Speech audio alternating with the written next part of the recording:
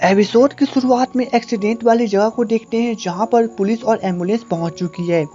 अब senior officer दोनों को अपना इलाज करवाने के लिए एम्बुलेंस से बैठने के लिए कहता है। जब दोनों एम्बुलेंस से बैठ जाते हैं तब जेसन काफी परेशान होता है, लेकिन हंगजू काफी खुश होती है कि उसका सपना बहुत अच्छी तरह से सच हो गया। और वह जेसन से पूछती है कि जेसन परेशान क्यों है। तब जेसन उसे कहता है कि कुछ ऐसी बातें हैं जो उसे बताए तो वह उसके पर विश्वास नहीं करेगी। तब हंगजू खुद उसे कह देती है कि यही बात न कि कोई भी सपना वह देखता है तो पूरा हो जाता है। अब जेसन यह सुनने के बाद काफी परेशान हो जाता है कि उसे इसके बारे में कैसे पता, और वह उसे पूछता है। तब हंगजू उसे कहती है कि उसके साथ भी यही प्रॉब्लम है और बचपन से उसके सपना हमेशा सच हो जाता है। वहीं पे हम लोग एक न्यू कास्ट मेंबर को देखते हैं जिसका नाम सोयुन होता है, और यह नेटफ्लिक्स की सबसे famous Korean drama love alarm की मेन एक्ट्रेस है। अब इसका नाम सोजुन होता है जो कि एक छोटी सी सेलिब्रिटी होती है और इसकी उम्र भी काफी कम है, और ये यहाँ पे पियानो बजा रही है जो कि स्टेज पर परफॉर्मेंस कर रही है।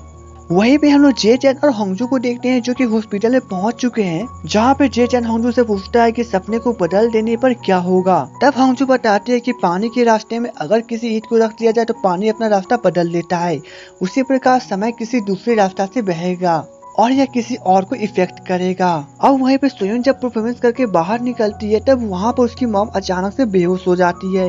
तभी वहाँ के एक स्टाफ की नजर उसकी मॉम के घाव पे पड़ती है, जहाँ पे हमें पता चलता है कि उसके डैड ने उसकी मॉम को बहुत बुरी तरह से पीटा था। जिसके बाद वह आदमी एम्बुलेंस को बुलाने की जगह पे सबसे पहले पुलिस को बुलाता है, और तभी हम लोग वहाँ पे जेसन के भाई को देखते हैं जो कि सोयुन से मिलने आया होता है। अब पुलिस सोयुन के डैड को गिरफ्तार करके ले जाती है। तब जेसन का भाई सोयुन के पास जाता है, जहाँ पे सोयुन उसे कॉलर पकड़ के कहते हैं कि उसने उसे मना किया था यहाँ पे आने के लिए। तब जेसन का भाई उसे कहता है कि वो सिर्फ यहाँ से गुजर रहा था इसलिए वो यहाँ पे आया है। तब सोयुन उसे कहती है कि अगर उसने कुछ भी किसी और को बताया तो वह उसे नहीं छोड़ेगी। तब जेसन का भाई उसे कहता है कि वो उस पर विश्वास करे, वह किसी को कुछ भी नहीं बताएगा।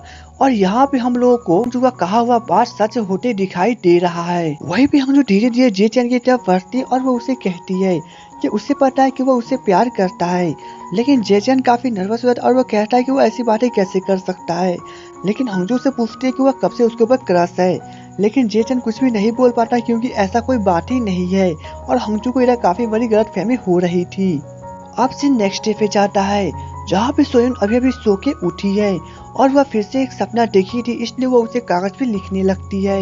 वहीं पे जेसन जो कि अभी सो के उठा होता है वो अपने भाई के पास जाता है और वह उसके साथ डिनर करने लगता है।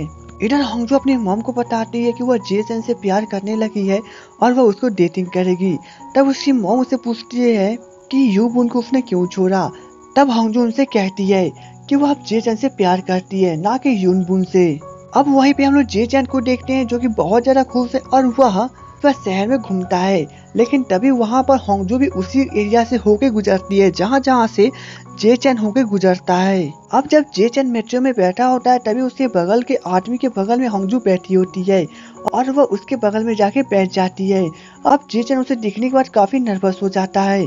तब हंगजू उसे बताती है कि उसने सपने में देखा था कि जेसन उसे इसी मेट्रो में मिलेगा, इसलिए वो इसी मेट्रो में चली आई, और साथ ही बताती है कि सपने में उसने देखा था कि जेसन जिस गली से होके गुजरेगा उस गली से हंगजू भी होके गुजरेगी। अब जेसन को उसकी बातों पे विश्वास नहीं होता है। तब हंगजू उसे छाता देते हुए कहती है कि आज बारिश होने वाली है इसलिए वो छाता को लेके जाए, लेकिन जेसन उसे छाता लेने से मना कर देता है और वो उसे कहता है कि अगर उसे अपने सपने पे इतना ही ज्यादा भरोसा है तो वह उन सभी लोगों को बचाने की कोशिश क्यों नहीं की जो कि उसके कारण मर गए, और वो इतना करके चला जाता है। तब हंगजू अपने आप से ही बातें करते हुए कहती है कि उसने सभी को बचाने की कोशिश की लेकिन कोई भी इंसान नहीं बच पाया। वहीं पे हम लोग एक आदमी और एक बच्चे को देखते हैं जो कि बॉलिंग की प्रैक्टिस कर रहे थे। तब वह बच्चे अपने डैड से कहता है कि रात को उसने सपने में देखा था कि एक आदमी बंदूक और ग्रेनाइट लेके उसके बस में चढ़ गया और वो वहाँ पे बम ब्लास्ट कर दिया जिसके कारण उसके डैड मर गए। तब उसके डैड उससे कहते हैं कि यह अमेरिका नहीं कोरिया है, यहाँ पे कभी भी कोई इंसान बंदूक लेकर बस में नहीं चढ़ सकता और ना ही बम लेकर। वहीं पे जब जेसन स्टेशन से नीचे उतरता है तब वहाँ पे बारिश हो रही थी और उसे हंगजू का कहा हुआ बात याद आता है। वहीं पे हम लोग यूबुन को देखते हैं जो कि सोयुन के डैड से मिलने के लिए पहुंचा हुआ है और वह उनसे कहता है कि उसने सारे सबूत को हेर फेर कर दिया है ताकि पुलिस उन तक नहीं पहुँच सके। और उन्होंने जो सोयुन के मॉम को मारा था उसका सारा फोटोज को उसने मिटा दिया है और पुलिस उस तक नहीं पहुंच पाएगा।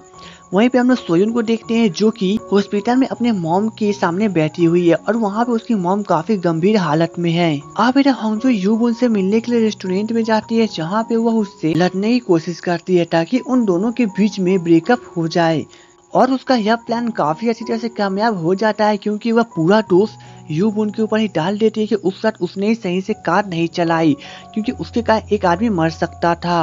अब हम लोग इधर उसी बच्चे को देखते हैं जो कि दौड़ते हुए अपने डैड के बस में जाता है और वो अपने डैड को कहता है कि वह आज अपने डैड के साथ ही रहेगा क्योंकि उसे डर है कि कहीं उसका सपना सच ना हो जाए। तब उसके डैड मान जाते हैं लेकिन अगले स्टेशन पे जाने के बाद एक सोल्जर एक बहुत बड़ी बैग को पहने हुए बस के अंदर चला आता है। तब उस लड़के को याद आता है कि यह वही आदमी है जो कि बम और बंदूक लेकर बस में चढ़ा था और ब्लास्ट कर दिया था। तब वो इसके बारे में अपने डैड को बताता है लेकिन उसके डैड कहते हैं कि यह सब बेकार की बातें हैं, ऐसा कुछ नहीं होने वाला। लेकिन तभी उन्हें रेडियो से पता चलता है कि एक सोल्जर जो कि काफी सारे हथियार को लेकर फरार हो गया है और वह काफी मानसिक रोगी है और वह बस को थोड़ी दूर पर ही रोक देते हैं और कहते हैं कि उनके बस का टायर पंक्चर हो गया है इसलिए वे आगे नहीं जा सकते, जिसके बाद सभी लोग उस बस से उतर जाते हैं। तब वह लड़का सभी लोगों को किसी भी प्रकार से तेजी से उतरने के लिए कहता है और इधर उस लड़के के डैड उस सोल्जर से कहते हैं कि अगर वह फ्री है तो वह उसकी बस को बनाने में मदद करे। लेकिन तभी अचानक से हम लोग देखते हैं कि बस ब्लास्ट कर जाता है जहाँ पे वो दोनों मर जाते हैं और यह देखने के बाद वह लड़का जोर जोर से चिल्ला के रोने लगता है। तभी वहीं पे होंगजू जो कि अभी अभी एक नया सपना देख के उठी है और वो काफी डरी हुई है। उसके बाद वह सेन वॉन के नाम से कागज पे लिखने लगती है और वो अपने आप से बातें करते हुए कहती है कि उसे जल्द से जल्द सेन वॉन को ढूंढना होगा। वहीं पे जेचन का भाई गुस्से में सोयुन से मिलने जाता है और वह उसे कहता है कि उसे थोड़ी समय के लिए उससे बातें करनी है। जिसके बाद वे लोग स्कूल के पीछे वाले हॉल में जाते हैं। वहाँ पे जाते ही सोयुन उसे काफी जोर जोर से मारने लगती है और कहती है कि उसने मना किया था कि वह उसे बातें नहीं करे तो वो उसके पास क्यों आया। तब जेचन का भाई चिल्लाते हुए उसे पूछता है कि वो आखिर लैब में पोटेशियम लाने क्यों गई थी, आखिर उसका मकसद क्या है, क्या वो अपने डैड को मारना चाहती है। तब सोयुन कहती है कि कानून अभी अंधा हो चुका है इसलिए वो खुद ही इंसाफ करना चाहती है और वो अपने मॉम को बचाने के लिए कुछ भी करेगी। तब जेचन का भाई उसे कहता है कि वो उसके ऊपर भरोसा रखे, प्रोस्टिट्यूटर उसकी मदद जरूर करेंगे। लेकिन सोयुन कहते हैं कि उसे प्रोस्टिट्यूटर से भरोसा नहीं है क्योंकि सभी के सभी प्रोस्टिट्यूटर्स और ऑफिसर बिके हुए हैं। वहीं पे हम लोग जेचन को देखते हैं जो कि सोयुन के मॉम के केस के इन्वेस्टिगेशन कर रहा था। तभी उसके पास यूबुन आता है और उसे बताता है कि उसकी मॉम पहले से ही बीमार थी और उनके शरीर पे जितना भी घाव है वे सब के सब पहले के एक्सीडेंट के थे और सोयुन के डैड का इनमें कोई भी हाथ नहीं है। जिसके बाद जेचन उसके बाद चिल्लाते हुए कहता है कि उसे पता है कि कहीं न कहीं यूबुन ने सबूत के साथ छेड़छाड़ किया है क्योंकि कल कुछ और सबूत है और अभी कुछ और ही सबूत इशारा कर रहे हैं। यूबुन उसे फिर से बचपन की बातों को याद दिलाते हुए कहता है कि वो बचपन की बातों के लेकर उसे बदला लेना चाहता है और साथ ही उसने होंगजू को भी उसे छीन लिया। जिसके बाद जेचन फिर से परेशान हो जाता है कि वह पुरानी बातों को घसीट रहा है और कहीं न कहीं फिर से हमें सोयुन की कही हुई बातें सच दिखाई जाती है क्योंकि यहाँ पे यूबुन ने सोयुन के डैड के खिलाफ जो भी सबूत है उसे मिटा दिए हैं। जिसके बाद जेचन फिर से उन सभी फाइल को चेक करता है और वो उनके खिलाफ सभी सबूतों को निकालने की कोशिश करता है लेकिन उसे अंत में कुछ भी नहीं मिलता। वहीं पे हम लोग डैड के होंगजू की पुण्यतिथि पर देखते हैं जहाँ पे सभी लोग आए हुए हैं और वहाँ की मीडिया सिर्फ और सिर्फ होंगजू के बारे में ही बातें कर रही है कि उसके डैड बस के ब्लास्ट में मर गए हैं लेकिन होंगजू कहाँ पर है। इधर जेचन जो कि ऑफिस में ही काम करते करते सो गया था और वो अभी अभी सो के उठा है जो कि काफी ज्यादा डरा हुआ है जैसे कि उसने काफी बुरा सपना देखा हो। अब वो वॉशरूम में जाता है जहाँ पे उसे अपना सपना याद आता है कि जेचन का भाई बहुत बड़ी मुसीबत में है जहाँ पे पुलिस उसे पकड़ के लेके जा रही है और वहीं पे वह उसे रोकने की बहुत कोशिश करता है और वहाँ पर होंगजू भी खड़ी होती है और वह कहती है कि उसने मना किया था लेकिन फिर भी उसका सपना सच हो गया। जिसके बाद जेचन अपने भाई को कॉल करता है और वह उसे कहता है कि वह पढ़ाई खत्म करने के बाद जल्द से जल्द घर पे पहुँचे। तब उसका भाई कहता है कि वह घर के अलावा कहीं और नहीं जाएगा और कॉल कट करने के बाद उसकी नजर सोयुन पे पड़ती है जो कि कहीं जा रही है। वहीं पे हम लोग होंगजू को देखते हैं जो कि अपने डैड की पुण्यतिथि से अलग एक कमरे में बैठा हुआ है और वहाँ पे वो अपने डैड के ही बॉल को लेकर काफी रो रहा है। तभी उसकी बॉल वहाँ से गुड़कते हुए आगे बढ़ जाती है जहाँ पे एक लड़का खड़ा होता है जो कि उसका एक बड़ा भाई होता है।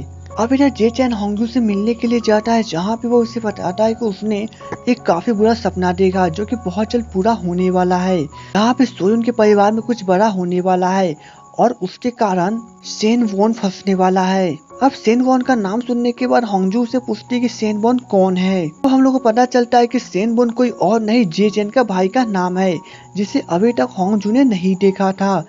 वहीं पे हम लोग सोयन को देखते हैं जो कि एक मॉल में पहुंची हुई है और वो वहां पर काफी जहरीली सामान को खरीदने ही वाली होती है, लेकिन तभी वहां पे सेनवोन आके उसे रोक लेता है और वो उसे कहता है कि वह ऐसा नहीं कर सकती। इधर होंगजू सेनवोन के बारे में जानने के बाद काफी हैरान होती है और वो उसे बताते हैं कि उसने सपना कुछ अलग ही देखा है, जहाँ पे सेनवोन को बचाने के लिए जेचन फंसा हुआ है। अब यह सुनने के बाद जे चैन की तो पैर ऐसे जमीनी खिसक गई हो और कहीं न कहीं हमें इन तीनों की कड़ी एक साथ ही जुड़ती दिखाई देती है और इसके साथ ही एपिसोड खत्म हो जाती है। तो दोस्तों, उम्मीद है आपको मेरा एक्सप्लेनेशन अच्छा लगा हो, तो मुझे सपोर्ट करने के लिए मेरे वीडियो को लाइक और चैनल को सब्सक्राइब करना ना भूले। तो चलिए दोस्तों, मिलेंगे नेक्स्ट वीडियो में, तब तक के लिए goodbye and take care.